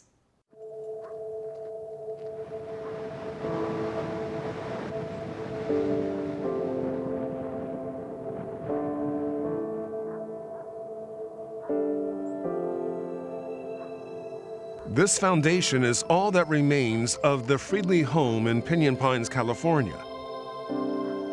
On the evening of September 17, 2006, Tanya Friedley's childhood home was burned to the ground. There's not a day that goes by that I don't think about what happened. I miss them every day. Inside the home, investigators have found the bodies of Tanya's 53-year-old mother, Vicki Friedley, and her 55-year-old boyfriend, John Hayward. It was later determined they had both been shot. The homicide unit is treating this as a homicide. Outside in a burning wheelbarrow were the charred remains of Tanya's 18-year-old sister, Becky, her body too badly burned to determine the cause of death. The worst part is that's my baby sister. I was supposed to be the one to protect her and be there for her. That's my job. Tanya, then a deputy sheriff in another town, relayed the devastating news to her sister Drew, an Air Force medic stationed in Japan at the time. I think it's just mortifying when you find out that somebody could be that horrible and sinister, like something you'd see in a horror flick as opposed to real life. For Drew and Tanya, it's hard to reconcile that horrific murder scene to their storybook upbringing on the property.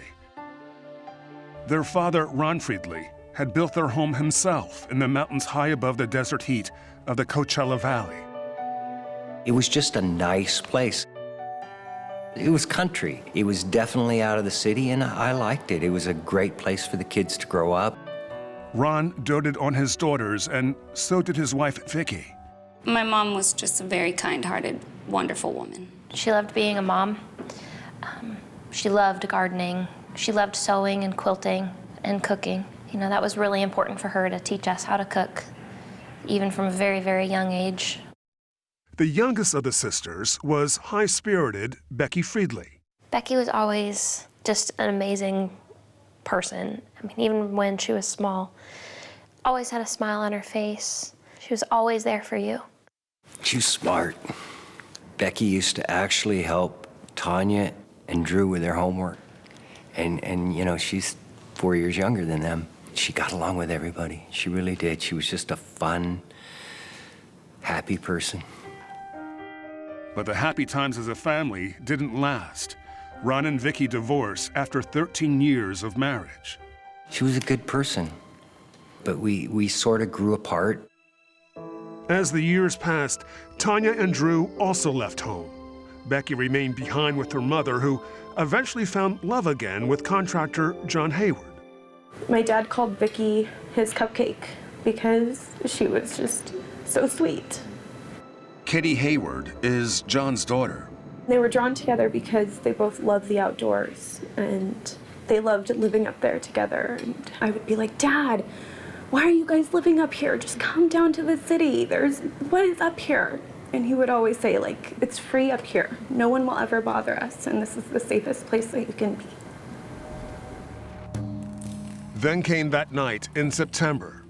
At first, no one could imagine who would want to hurt John, Becky, and Vicki. I really had no idea. The finger was being pointed at everyone, I think. There were all kinds of rumors.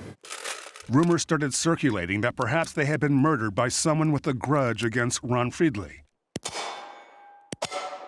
Ron had retired the year before from the Riverside County Sheriff's Department. Did you believe that this may have been some sort of retribution for your work in law enforcement? No, I really didn't. I never really was involved in anything where somebody would have said, want to get back at this guy. I didn't have that kind of career. So you had no enemies? That you Not knew really, of? no.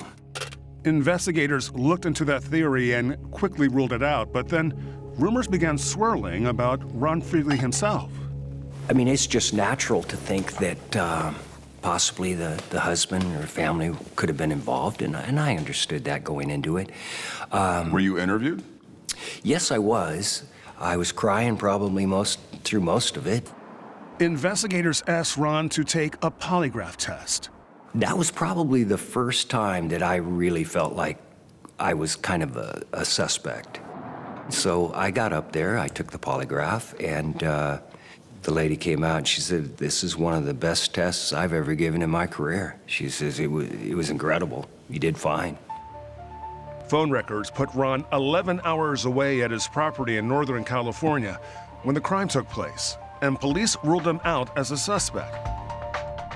But there was one person, a friend of Becky's, who says she knew immediately who was responsible. This was intentional, and he did it, and I've known since day one he did it.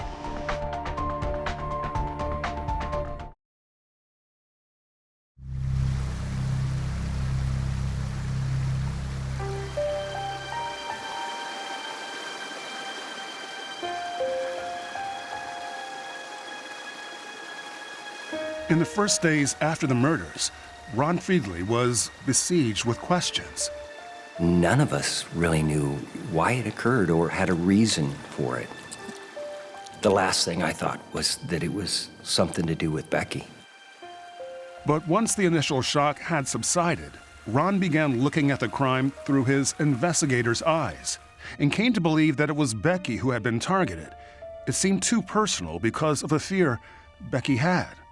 She was really, really afraid of fire. When she was younger, her mom was fixing tacos, and she had a pan full of hot grease, and Becky had pulled it down off the stove, and it burned on her chest. She had third-degree burns on her chest. So someone that's with someone intimately would know that she had these scars and was scared of fire. Becky's friend, Jeannie McDaniel, was suspicious about someone right away. So immediately when you heard the murders, your mind went to Robert Pape? Immediately. Nothing else in my mind. There's nobody else that could have done this. Robert Pape was Becky Friedley's ex-boyfriend. Robert got Becky a corsage. The teenagers started dating in high school and were together for over a year. Looks like you guys are getting married. At first, Becky and Robert seemed happy. I think it was her first love. Dun, dun, dun, dun. I just think she was madly in love with him. Aww. But Jeannie says Robert soon grew possessive of Becky. When her and I went on vacation about 10 months before she died, he called about 20, 30 times in a night, just harassing her, wanting to talk to her while we were hanging out with friends. 20 to 30 times in one night? Minutes within each other. In January 2006, Becky and Robert broke up and started seeing other people, but according to Jeannie, Robert's obsessive behavior only grew worse and took an even darker turn shortly before the murders in September. She came to my house 3 weeks before she died and said he had even threatened to kill me. Those are her exact words. He even threatened to kill me. Why? She said because he wasn't taking the breakup well and he wanted her and didn't want anybody else to have her. That's what she said to me. So were you concerned for her? I was, but she gave me the impression that it wasn't a big deal. And so I kind of just took her word for it and let it go. But after the murders, Jeannie says she went straight to the Riverside County Sheriff's Department with her suspicions. As it turns out, Robert Pape was already on their radar. Everyone was whispering about Robert. They moved pretty quickly in the direction of Robert. There was a lot of little tiny bits of information from different sources. One of those sources was Becky's close friend, Javier Garcia Jr., who had given investigators an interesting bit of information. On the night of the murders, he says Becky had told him she was going hiking on her property with Robert and his friend Christian Smith. Tanya Friedley believes her sister probably just wanted to smooth things over with Robert. My sister was a fixer. She loved with all of her heart, and she gave herself to everything she did. Garcia Jr.'s lead placed Robert Pape and Christian Smith at the scene of the crime the night of the murders. With rumors pointing towards the two men, the Friedleys were sure that the case would soon be solved. I kind of felt a sense of relief that they would be arrested. But as surely as the momentum had started, it seemed to stop.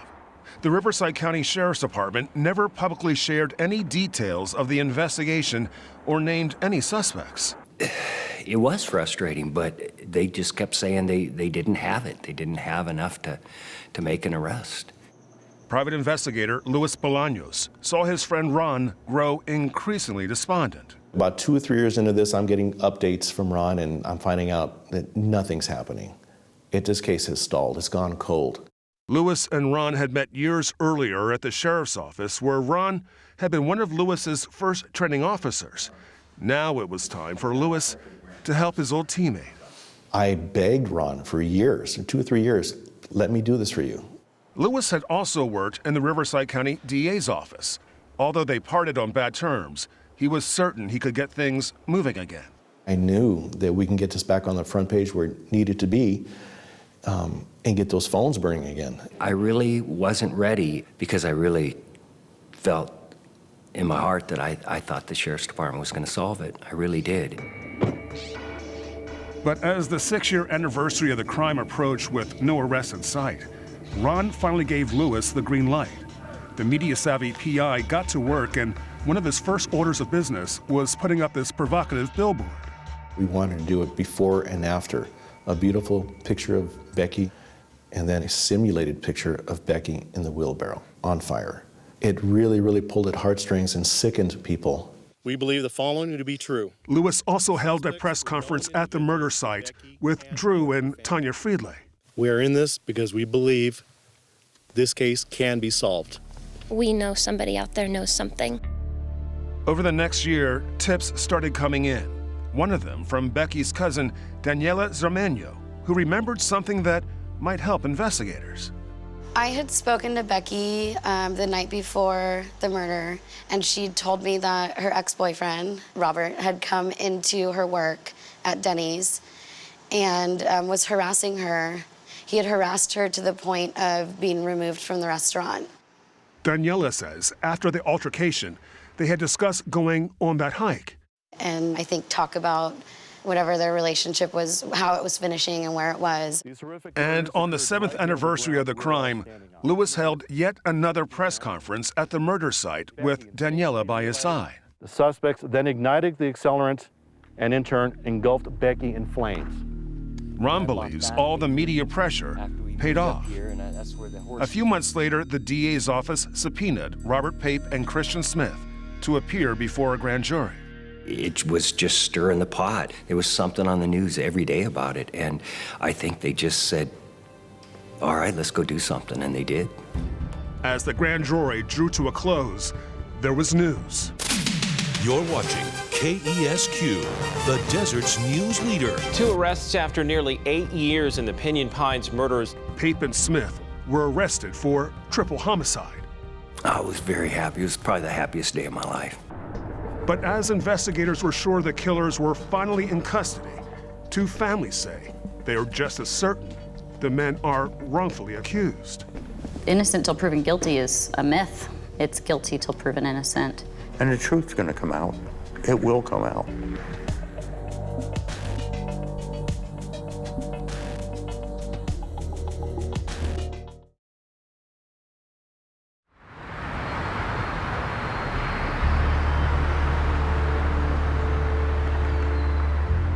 For over 7 years, the families of Becky Friedley, her mother Vicky, and John Hayward have been waiting for this moment. My heart was in my stomach, seeing them in the jumpsuits and seeing them in the flesh and seeing them handcuffed.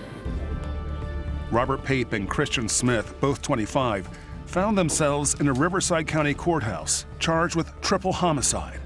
Both pled not guilty. I think they thought they were going to get away with it. But these two men hardly fit the image of typical defendants. Neither have criminal records. Christian Smith is married and a decorated war hero. Robert Pape is also married and an active member of his church. I had a really hard time just keeping it together, you know. Robert's sister Christy struggled seeing him accused of the brutal murder and burning of 3 people. Somebody like him, someone like him being put in that position, it's really hard to watch. Christy and Robert's mother, Kathleen, say he is innocent and not the man he has been portrayed as in the media. They tried to make him out to be a monster, a jealous monster, and he just isn't that. What kind of man is he? Robert is an amazing person. He's got a good heart. He's got a gentle heart. Hardworking, patient, honest. He's always there when you need him. He sort of takes care of all of us, takes really good care of his wife. Robert started dating his wife, Sarah, after his breakup with Becky. He and his wife both have this tremendous heart for animals. He cares about people, he cares about animals. He's just got the utmost integrity. And Christy and Kathleen aren't Robert's only supporters. We've had no less than 10 or 11 people at every single hearing. And there's been 30, 33 or 34 people at one of the hearings just coming to support. And the courtroom can't even fit that many of us. People called us immediately after he was arrested, and they were like, no, this isn't right. This is not the Robert I know. Also looking on in disbelief has been Christian Smith's father, John Conrad Smith. I know my son didn't do that. I know he's not capable of that. Smith says his son is an honorable man and was living his dream serving his country in the military as part of the Army's elite 75th Ranger Regiment. It was in Afghanistan that Smith says his son became a hero. He saved another man's life who was actually shot through the lung. And I have a picture of him pulling him out, and 2 of his battle buddies, and Christian has one hand on a rifle and pulling his comrade out and firing back at Afghanistan. Christian has won commendations for valor and has been awarded 2 Purple Hearts. This one is when he was wounded and he was shot through the arm. He got this one. This one was when he took the grenade shrapnel. He deserved better than this. I mean, he's put his life on the line for 5 years now. He's a good guy. Christian Smith may be a war hero now, but investigators believe back when he was 17, he committed murder with his 18-year-old best friend, Robert Pape. Christian Smith and Robert Pape had been really, really good friends in high school, and they both kind of beat to the same drum. Robert Pape and Christian Smith both had an extreme fascination with fire. Becky had complained about Robert and Christian to close friend Brandon Kugler Harrison. There's one time that they were playing with fire, him and Christian, and that they set something on fire. I think it was a mattress, not 100% sure though. But I remember her just getting mad at him over that and not talking to him for a couple days. Did your son have a fascination with fire? No. No, there was no fascination. They were not troublemakers. They were good kids. But prosecutors plan on using Robert's words against him. Just a few months before the fire here in Pinion Pines, Robert had an instant message conversation with his then-girlfriend, Sarah. In that exchange, Robert seemed to offer a solution to Sarah's problems with an ex-boyfriend.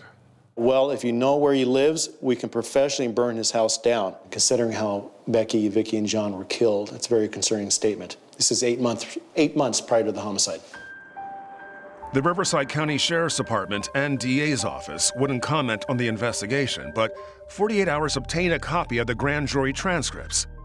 During the proceedings, both men pled the fifth, but when questioned by police years earlier, they denied they ever went near Becky's house and said they never had any intention of hiking with her. Robert and Christian told police during the interview that they were heading to church that night. Apparently they made a phone call on the way there, and the church was in fact closed. When those plans fell through, the boys said they headed back to Christian's dad's home to hang out and play video games. Where was your son the night of the murders? You know what? I wasn't in town. Well, what did he tell you when you eventually saw him? He said, we were here. The boys said they eventually wound up at this middle school where they shot paintball guns. Nobody saw Christian or Robert at the school playing paintball. Nobody. Their only alibi is each other. But it was the boys' cell phone activity that night that raised the most red flags to investigators. They put themselves on the other side of town, and the cell phones say differently. At 7:13 p.m., Robert's cell phone pinged near the start of Highway 74, the road leading up to the Friedley home. Minutes later, both Christian and Robert's cell phones went silent from about 7:30 to 10 p.m., the time frame investigators believe the murders took place. They came out of their way to find Becky. Hard to say if John and Vicky were collateral damage. Tracks and footprints at the scene place Becky's attack near the desert behind the house. Becky was then placed in a wheelbarrow and rolled back towards the house and set on fire. What kind of evidence was recovered from the scene that links this crime to these two young men? Well, we know that at the point where the wheelbarrow rolled from, where they put Becky in the wheelbarrow, that they found a business card. And on that business card, they eventually found DNA that was consistent with DNA belonging to Christian Smith. Inside the home, it was determined Vicky had been shot with a .40 caliber handgun and John Hayward with a shotgun before the house was set on fire. When investigators searched the boys' homes a year later, they found shotguns similar to the one used in the crime. No handguns were ever recovered, but in Robert's house, there were accessories to the type of gun that may have killed Vicky. In that search warrant, they recovered ammunition to a .40 cal, and they recovered a holster to a Glock 40. That's a powerful piece of evidence. You believe that police have the right men? Oh, I'm confident they have the right two guys. Absolutely. But defense lawyers charge investigators ignored other possible suspects and that the evidence will never hold up at trial. You have the wrong person here.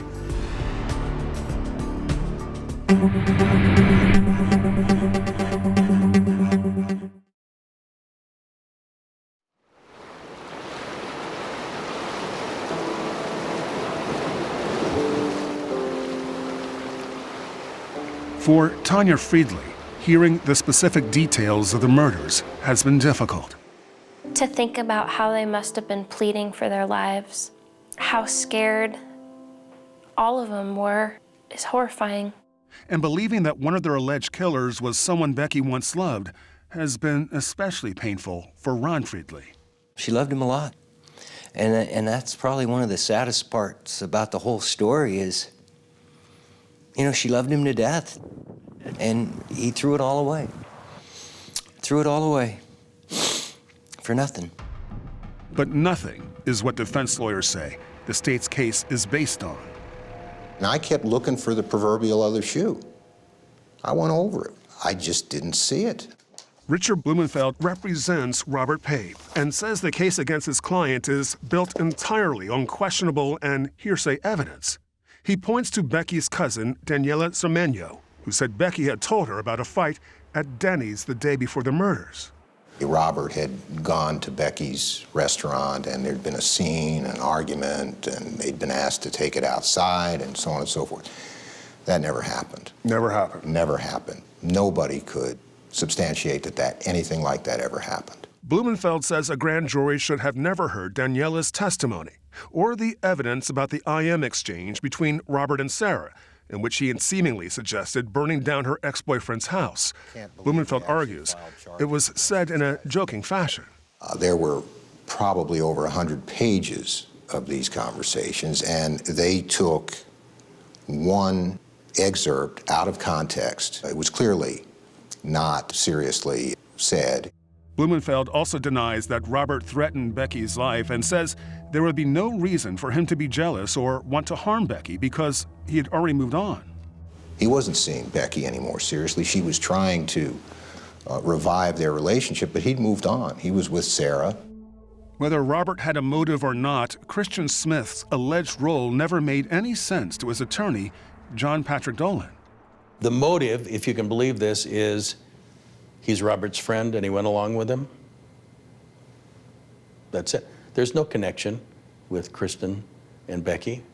There's nothing that suggests he has any animosity toward her. It's a pretty weak argument. Dolan thinks all the evidence is weak, starting with the boys' lack of cell phone activity around the time frame of the murders. He says it doesn't prove anything. It is unusual for a teenager not to use their phone for 2.5 hours. Well, you could say that. You could also say that he was having a shower, having dinner, and he had a paintball gun, and he went out and tested it out near a middle school. And he didn't make any calls for 2.5 hours. It's really not that uncommon at all. But before the boys' phones went silent, there was that cell tower ping that put Robert, and presumably Christian, at the start of Highway 74 up to Pinion Pines. Didn't the ping show that Christian and Robert were somewhere near Becky's home? Well, that's one of those really interesting anomalies, because a ping doesn't show at all that Christian was anywhere near that home. Dolan says that 3 minutes before Robert's phone pinged near Highway 74, Christian's phone pinged off a cell tower miles away. And I can tell you that prosecution is going to have a hard time getting over Mr. Smith's phone being on the other side of the Coachella Valley when they say Mr. Pape's phone was pinged sometime near the time that there would have had to been an ascent up the mountain. But the state's FBI experts say cell phones at higher elevations sometimes bounce off other towers. Pinging phones or not, investigators say there is hard evidence putting Christian at the scene, that DNA on the business card. And that puts him there, and we know that he has denied ever being there. Dolan questions whether the DNA is Christian's, as the prosecution says it unequivocally is, and argues that even if it is a match, Becky could have previously picked up the card from his client. She carries it up to her house. She drops it on the ground. That doesn't prove he was there. It simply proves he touched a card. And they have to have something more than he touched a card to prove he was there committing homicide. And if Dolan dismisses the DNA evidence, he says the gun evidence is almost laughable. What the argument was by the district attorney was he had access to the kinds of guns that were used. Does that make anybody guilty because they have access to the kind of gun that was used? With no ballistics, with no measurement, with no slugs, with no nothing. And Christian's father says that the entire argument is moot anyway, as far as his son is concerned, because the guns were with him in another state the weekend of the murders. They were with me. They got put in the trunk of my car. The defense believes that other people should have been looked at more closely, like Javier Garcia Jr., that friend of Becky's who had first turned investigators towards Robert and Christian, saying they were all going hiking. So Javier says, Becky says something. How do we find out whether or not that's just him making up something because it points things elsewhere? Some friends say Garcia Jr. wanted to be more than friends with Becky. And Dolan and Blumenfeld point out that while their clients' phones didn't ping up in the mountains where Becky lived, Garcia Jr.'s did. If you follow the route that he alleged that he took, it puts him right by Becky's residence. Why was he driving in the area near the time that this took place? And I was told that Javier Garcia would not testify at the grand jury unless he was granted immunity. Why does he need immunity if he doesn't have anything to do with this? Dolan also points out that Garcia Jr.'s father is an investigator in the DA's office, raising questions about a possible conflict of interest. Interesting question about that. There was an investigation, by the way, and to be fair, we have to say, the Attorney General came down and looked at it, said, doesn't look like there's any conflict of interest here. And I accept that for now, but I don't accept it forever. He was extremely forthcoming with the police and was instrumental in their investigation. Former federal prosecutor Eduardo Roy represents Javier Garcia Jr. He says Javier's only role is that of key witness and not as a suspect. He was asked to testify before a grand jury. Yes, he was. Did he? He did not. Why? We were there, and then it was decided that they didn't need him. Did you ever ask for immunity for Javier? I asked for them to be clear before I made him available that he was not a target or a suspect of the investigation. Why? Because I'm a very good lawyer, that's why. Roy says the reason why Garcia Jr. was driving in the area before the murders was because he wanted to join the group going hiking, but Becky told him not to come. So he turned around and went home, and what the police did was track where he was. Police determined Javier Garcia Jr. was back on the desert floor at the time of the murders and ruled him out as a suspect. And Daniela Zarmeño independently backs up Javier's story that Becky planned to go hiking with Robert and a friend the night of the murders. They had a definite plan to go hiking, the three of them. The Friedleys believe the evidence, circumstantial or not, paints a damning picture. When you put it all together, it's them. I can only hope and pray that a jury of their peers will hear the evidence and come back with a guilty verdict.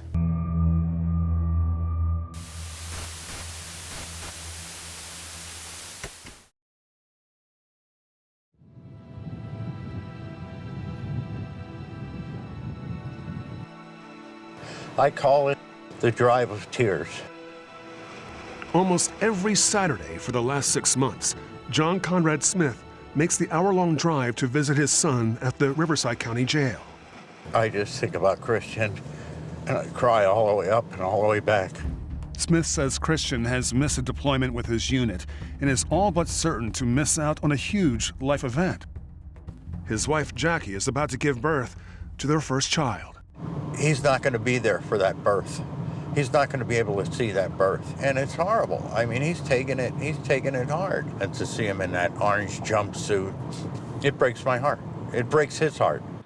Robert Pape's mother, Kathleen, has also been having a hard time seeing her son behind bars. The thought goes through your head, like, will I ever be able to touch him? But there is another parent out there who wakes up each morning thinking these men are exactly where they belong. One of the first things I do in the morning is I get a cup of coffee and I go outside. I think about Becky and I think about those two boys in jail. After years of waiting, the Friedleys and Haywards feel they are one step closer to justice as they wait for a trial date to be set. It's a nice feeling knowing that they're going to have to answer for what they did. If the jury finds them not guilty, so be it. If they found guilty, then they're going to pay for the crime that they committed. But the case was about to take an unexpected turn. 8 years after the murders, the prosecutor assigned to this case walked inside this courthouse and asked that all charges against Robert Pape and Christian Smith be dropped. A bombshell out of an Indio courtroom today. Charges dropped. Really emotional. Yeah, I mean, I'm just happy. I'm numb. Yeah, I'm happy he's coming home. As a matter of fact, I'm going to go get him right now. The DA's office offered little explanation for their decision. In a prepared statement, they said legal issues had arisen during the grand jury proceedings against Robert Pape, making it appropriate to ultimately dismiss the charges against both men. The system worked. I have faith in my son, and that's all I can tell you. The dismissal was so unexpected that neither man was in the courtroom that day. Christian's dad broke the news to him from outside the jail. You've been released. You've been released. Your mom and I and everybody. Everybody's here. The baby's on her way. We're just waiting for you to get the paperwork done and for you to walk out that door. We're all waiting outside for you, son.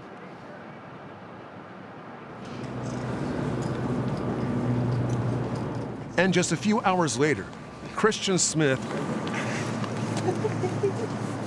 with Robert Pape closely behind, walked out together. Christian held his 2-week-old daughter, Zoe, for the first time. I just want to be with my beautiful baby girl and my amazing wife and loyal family. And my brother's over in the military. And have been loyal to me throughout this whole thing. I just hope I can just move on with my life and put this behind me. Robert's family was waiting for him at a location nearby. What was it like hugging your son when he walked out? Oh my gosh. That first time holding him, you know, I didn't want to let him go, but I had to scoot over and let her hug him, let his wife hug him. But it may not be completely over for Pape and Smith. The DA can technically refile charges against the men if new evidence emerges. Tanya Friedley has always been convinced that they had the right men. And I have thought about, if they get away with murder, to know in my heart that Christian and Robert took my family from me and could get away with it. I hope that they have to think about this every day for the rest of their life.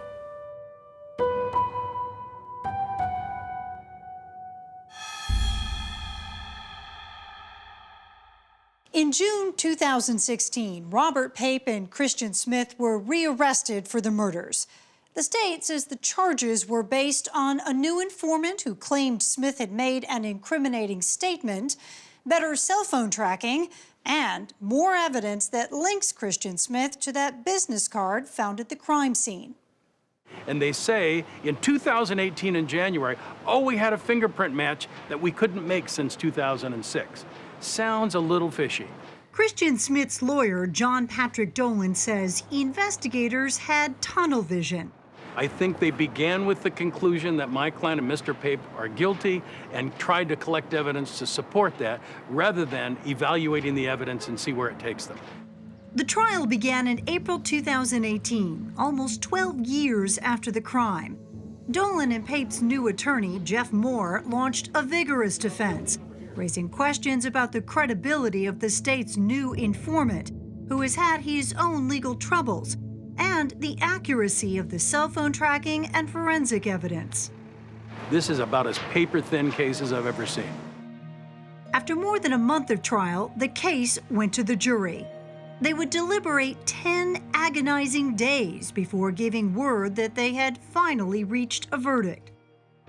Robert Pape and Christian Smith were found guilty of first-degree murder in the deaths of Vicki Friedley and John Hayward.